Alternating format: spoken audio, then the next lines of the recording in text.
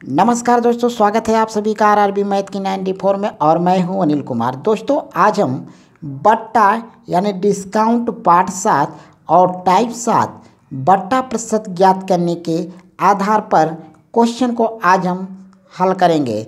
तो दोस्तों अगर अभी तक हमारे चैनल को सब्सक्राइब नहीं किया है तो सब्सक्राइब कर लीजिए और अपने दोस्तों में शेयर कर दीजिए ताकि हमसे नए स्टूडेंट जुड़ सकें। तो चलिए दोस्तों शुरू करते हैं। पहला क्वेश्चन दिया हुआ है, एक वस्तु का अंकित मूल्य 12,000 रुपया है, उसको 9,000 रुपये में बेचने के लिए कितने प्रतिशत की छूट देनी होगी। ठीक है दोस्तों, क्वेश्चन में देखिए दिया हुआ है कि 12,000 रुपया में, यहाँ पे दिया है 12,000 रुपया अंकित मूल्य है और उसको 9,000 रुपया में बेचा जा रहा है। यानी अंकित मूल्य दिया हुआ है और विक्रय मूल्य दिया हुआ है। हमें क्या ज्ञात करना है?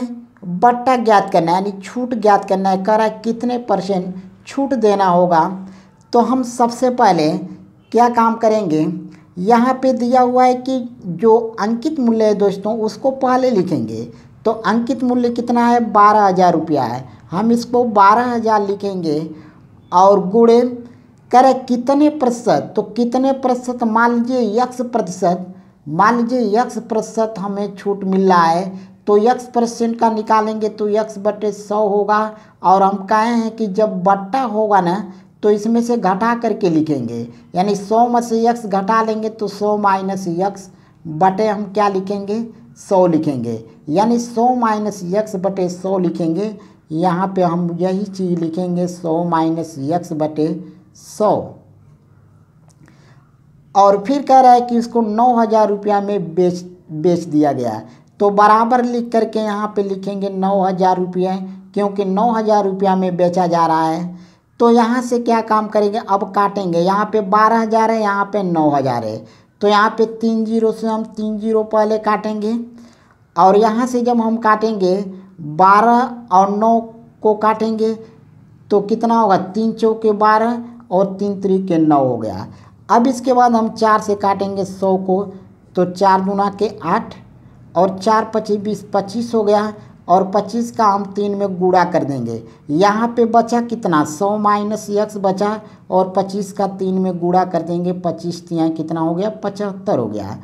तो x बराबर हम लिखेंगे, x को इधर भेजेंगे तो x बराबर हो जाएगा, x बराबर यहाँ पे 100 में से 75 घटा देंगे, यानी 100 माइनस 75 हो जाएगा। तो कितना हो जाएगा? x का वैल्यू कितना हो जाएगा? 25% होगा।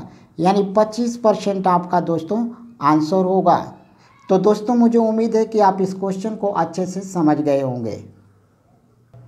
चलिए दोस्तों इसी क्वेश्चन को हम एक ट्रिक से बताते हैं।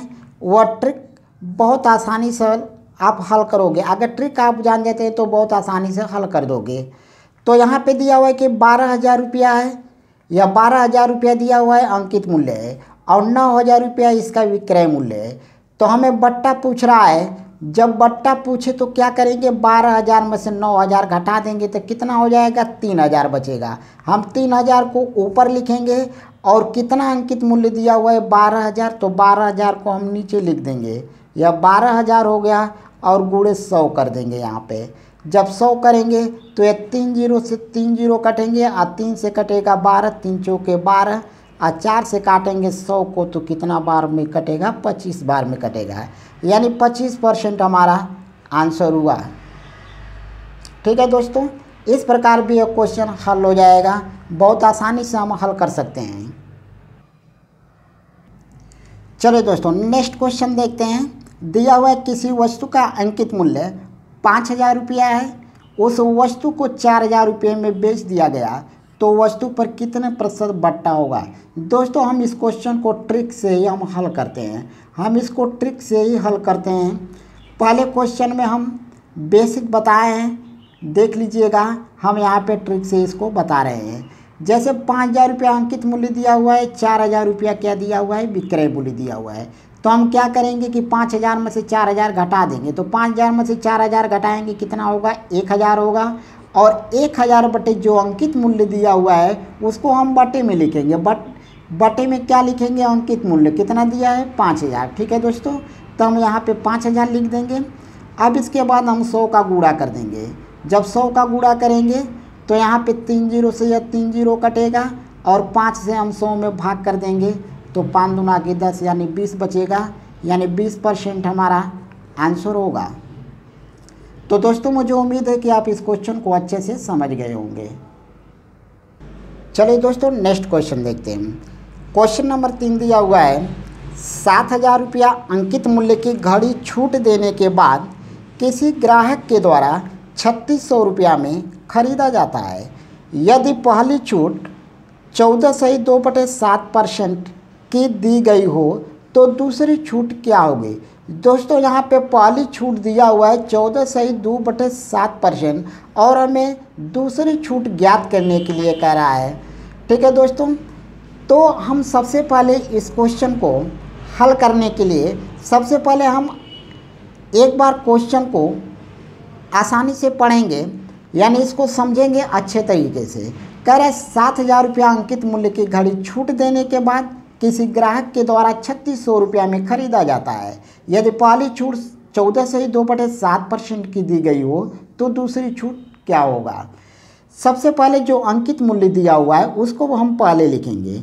अंकित मूल्य कितना दिया हुआ है दोस्तों, 7,000 दिया हुआ है। यहाँ पे अंकित मूल्य 7,000 है और ये ग्राहक को ये छूट देने के बाद कह रहा है ग्राहक के द्वारा 3600 रुपया में खरीदा जाता है।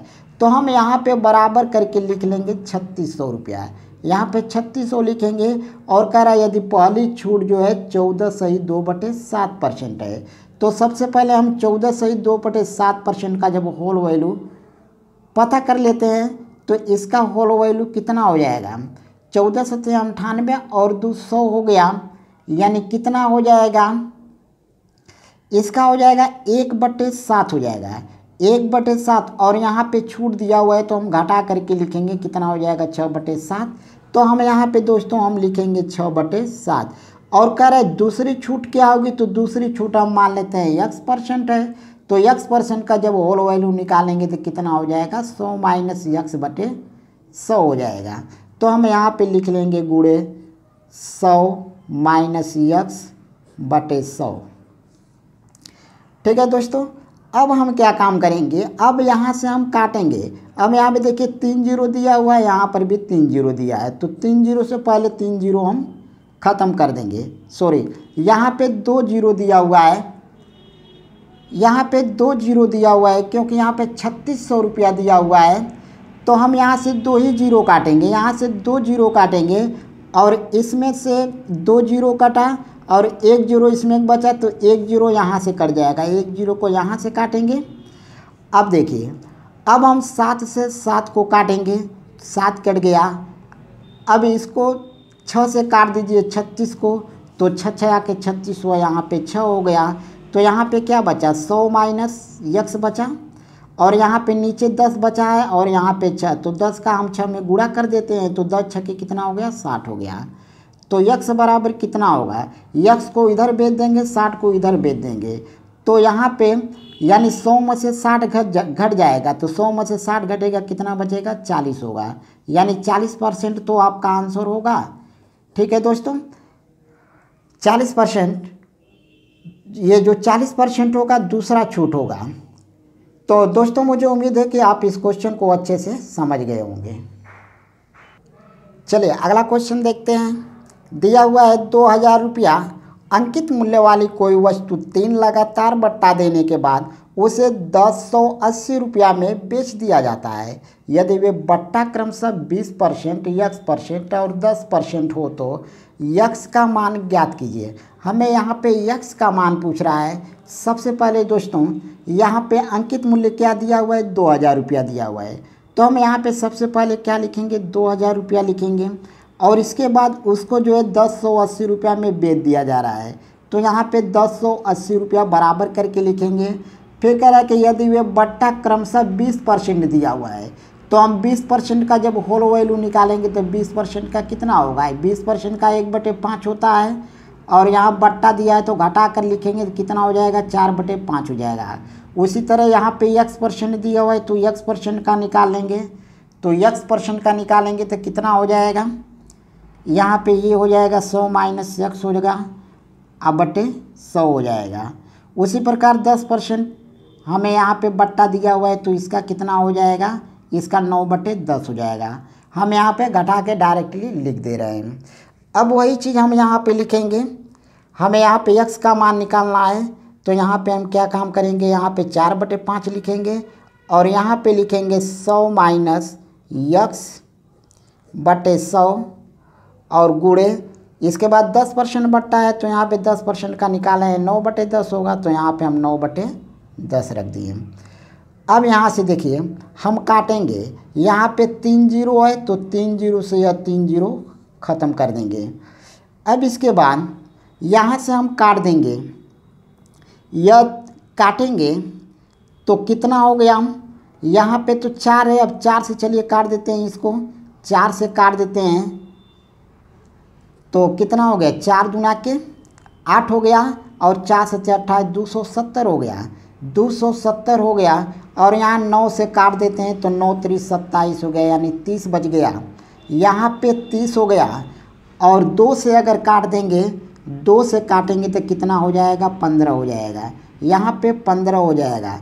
यहाँ पे बचा क्या, 100 बचा, 100 माइनस x/5 बराबर 15 बचा हुआ है। तो यहाँ पे 5 का 15 में हम गुणा कर देंगे, तो 100 माइनस x बराबर 15 × 5 = 75 हो गया। और x बराबर हम लिखेंगे 100 में से 75 घटा देंगे, तो 100 में से जब 75 घटाएंगे तो कितना होगा, 25% यहाँ पे होगा। जब 100 में से 75 घटाएंगे तो 25% हमारा आंसर होगा। तो दोस्तों मुझे उम्मीद है कि आप इस क्वेश्चन को अच्छे से समझ गए होंगे।